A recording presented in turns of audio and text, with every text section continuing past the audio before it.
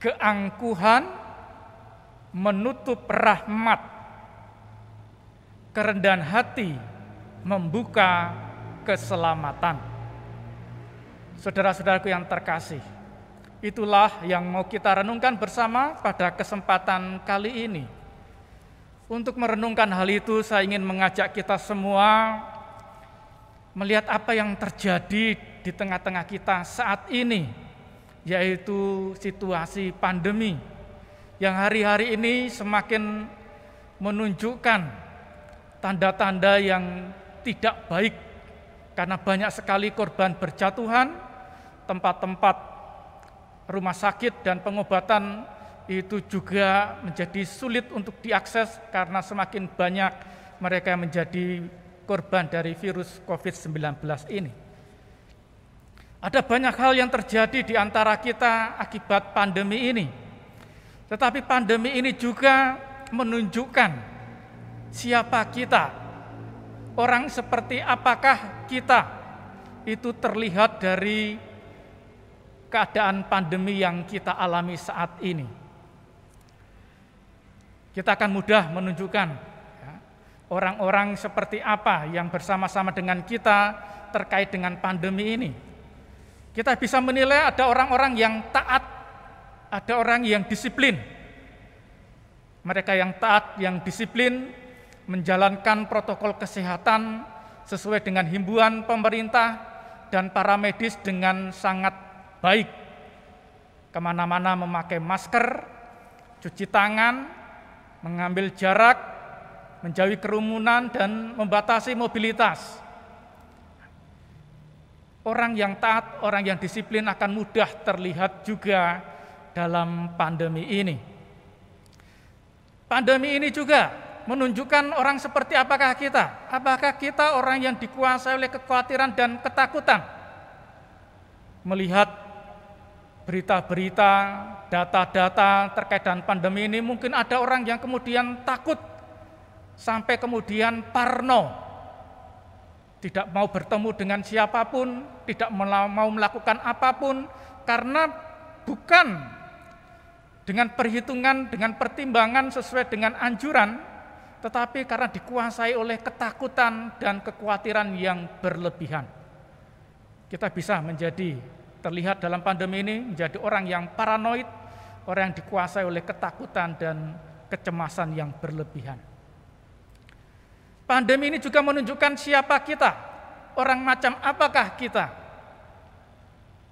Kalau tadi ada orang yang taat dan disiplin, di sisi lain banyak orang yang abai, tidak sama sekali mempedulikan protokol kesehatan. Orang-orang seperti ini, itu adalah orang-orang yang sebenarnya angkuh. Dia sebenarnya sedang menguji, pertama menguji dirinya. Apakah benar virus ini ada atau tidak? Apakah aku kebal, punya imunitas terhadap virus ini atau tidak? Maka aku tidak mempedulikan protokol kesehatan untuk menguji diriku. Ini sebenarnya adalah tanda orang yang angkuh. Ingin menunjukkan kekuatan dirinya. Selain itu, pandemi ini juga menunjukkan keangkuhan tidak saja pada kita mencoba menguji kekuatan diri kita, tetapi juga menguji kekuatan dan kekuasaan Tuhan. Banyak sekali orang beriman yang menguji Tuhan dengan sikap abai ini. Kan aku percaya pada Tuhan, Tuhan selalu melindungiku. Sudah, tidak usah diperhitungkan tentang protokol kesehatan. Cara-cara seperti itu sebenarnya orang seperti itu adalah orang yang angkuh karena sedang menguji kekuatan dan kekuasaan Tuhan. Saudara-saudara sekalian, keangkuhan itu menutup rahmat, kerendahan hati membuka keselamatan. Hari ini kita diajak untuk merenungkan tentang kerendahan hati. Dari bacaan kedua surat Rasul Paulus kepada jemaat di Korintus. Kerendahan hati itulah yang senantiasa dimohon dan dihayati oleh Rasul Paulus. Dia mengatakan tentang hidupnya, ada duri dalam dagingku, supaya jangan sampai aku meninggikan diri dengan duri dalam daging yang membuat dia tahu kelemahannya, kekurangannya. Maka yang diandalkan bukan dirinya, bukan kekuatan dan kehebatan dirinya, tetapi yang diandalkan dalam hidupnya adalah Tuhan. Dengan kerendahan hati, maka kasih karunia Tuhan itu bekerja di dalam hidup Rasul Paulus. Maka Tuhan mengatakan kepadanya, cukuplah kasih karuniaku, cukuplah rahmatku bagimu. Justru dalam kelemahan, kuasaku menjadi sempurna. Maka Rasul Paulus, kendati dia memiliki banyak kelebihan dan keunggulan sebagai seorang rasul, dia tidak punya kecenderungan untuk meninggikan semua yang ada padanya. Karena dia menyadari, jika aku lemah, maka aku kuat. Karena yang menopang hidupnya adalah Tuhan semata oleh karena rahmat yang dicurahkan kepada dirinya. Sejalan dengan apa yang dihayati oleh Rasul Paulus, Injil hari ini juga menunjukkan kepada kita bagaimana keangkuhan itu menutup rahmat, tetapi kerendahan hati itu membuka keselamatan. Ketika Yesus datang bersama para muridnya di tempat asalnya, tempat dia dibesarkan, orang-orang terpesona dengan hikmat, dengan ajarannya, tetapi kemudian mereka bertanya, dia itu pandai, dia itu bijaksana, punya hikmat seperti itu. Dari mana datangnya? Orang-orang yang mengenal Yesus mempertanyakan kekuasaannya. Dan kemudian tidak hanya mempertanyakan, tetapi kemudian merendahkan Yesus dengan mengatakan, bukankah ini anak tukang kayu? Mereka mau mengatakan, kamu itu hanya seorang pekerja saja. Apa hebatmu sebagai seorang pekerja? Kok bisa mengajari kami hal seperti itu? Yesus direndahkan, Yesus diremehkan oleh orang-orang yang mengenal dia. Dan selanjutnya, bukankah dia ini adalah anak Maria dan saudara-saudaranya bersama dengan kita? Orang yang kenal, akrab dengan kita seringkali tidak bisa melihat kehebatan, kelebihan, dan keunggulan yang kita punya. Karena sudah saking kenal akrab, lalu seringkali, kamu itu siapa? Tidak ada bedanya dengan saya. Kamu itu tidak punya keunggulan, kamu itu tidak punya kelebihan. Aku tahu siapa kamu. Cara-cara ini, sikap-sikap seperti ini menunjukkan orang-orang ini adalah orang-orang yang angkuh, orang-orang yang sombong. Karena keangkuhan dan kesombongan itulah dikatakan tadi dalam Injil, Yesus tidak mengerjakan apa-apa, mujizat apapun di tengah-tengah mereka. Artinya apa? Artinya rahmat, kasih karunia Allah melalui Yesus tidak dicurahkan, tidak bekerja di tengah-tengah orang-orang yang bertemu dengan dia di tempat asalnya. Karena mereka sudah menutup diri terhadap keberhadirannya, menutup diri oleh rahmat dan kasih karunia yang akan dibawa oleh Yesus di tengah-tengah mereka.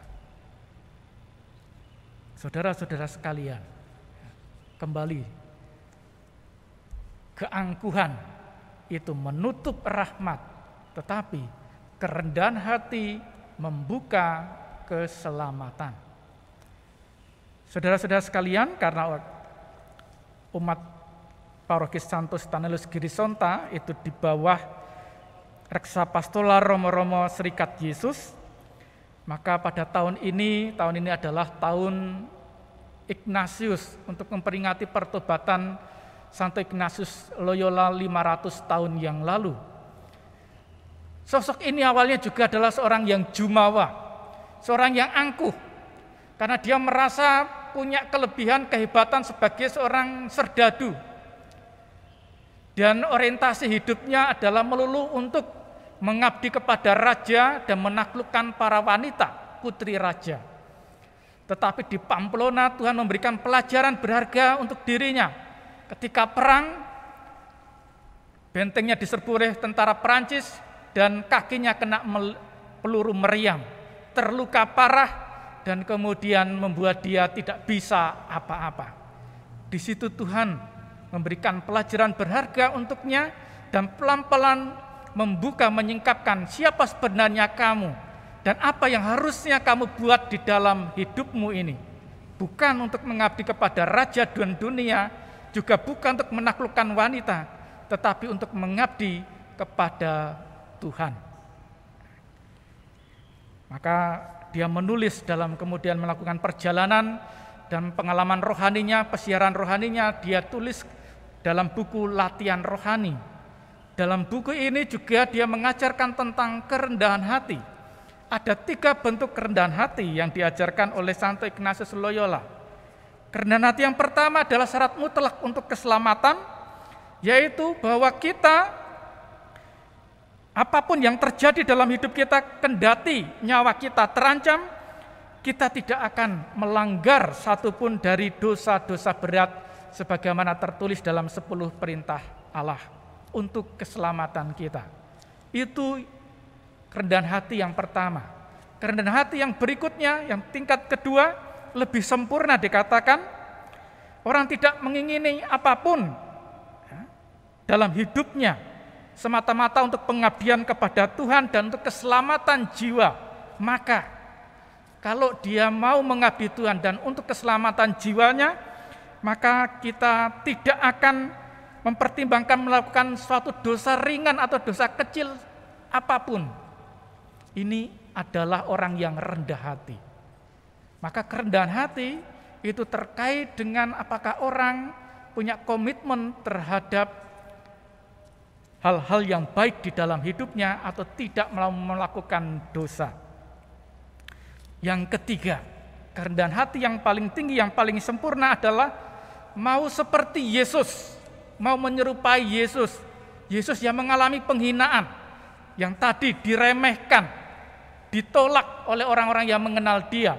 Orang yang rendah hati yang paling sempurna adalah mau menyerupai Yesus yang juga mengalami penghinaan, perendahan diri dan ditolak oleh orang-orang supaya menjadi sama seperti Kristus, dianggap bodoh dan gila demi Kristus. Maka kerendahan hati yang ketiga itu adalah kerendahan hati mau menyerupai Yesus dalam keadaan, dalam situasi apapun. Nah, saudara-saudara sekalian, terkait dengan hidup Ignatius Loyola, kalau Tuhan tidak memberikan pelajaran dengan kakinya terkena peluru meriam dan dia masih jumawa, hasratnya, keinginannya hanya untuk mengabdi raja dan menaklukkan putri raja, maka dia akan hilang di telan sejarah. Namanya tidak akan diingat, dicatat dalam sejarah sampai saat ini. Tetapi karena pelajaran yang diberikan Tuhan dan dia tahu apa itu artinya kerendahan hati, dia menyelamatkan jiwanya, menyelamatkan jiwa banyak orang. Namanya terus dikenang, karya-karyanya terus dipakai, dan karyanya bertumbuh untuk keselamatan dunia sampai saat ini, 500 tahun yang lalu. Nah, saudara-saudara sekalian, keangkuhan itu menutup rahmat, tetapi kerendahan hati membuka keselamatan. Maka marilah kita mohon pada kesempatan kali ini, khususnya di tengah pandemi ini, kita membuka hati kita untuk kehadiran Tuhan yang menyelamatkan. Dengan kerendahan hati kita itu, semoga kita tahu apa yang perlu kita lakukan untuk keselamatan jiwa kita, keselamatan orang-orang yang ada di sekitar kita. Pesan saya, protokol kesehatan, taat dan disiplin pada protokol kesehatan itu adalah tanda orang yang rendah hati. Dan dari situ keselamatan kita, keselamatan keluarga, keselamatan masyarakat akan terjadi di tengah pandemi ini. Maka saya mengajak seluruh umat Paroki Santo Stanislaus Girisonta untuk rendah hati, taati, patuhi, disiplin mengikuti anjuran perintah agar pandemi ini segera berlalu dan Tuhan memberikan keselamatan kepada kita, orang-orang yang kita sayangi, dan masyarakat kita. Terpujilah nama Tuhan kini dan sepanjang segala masa. Amin.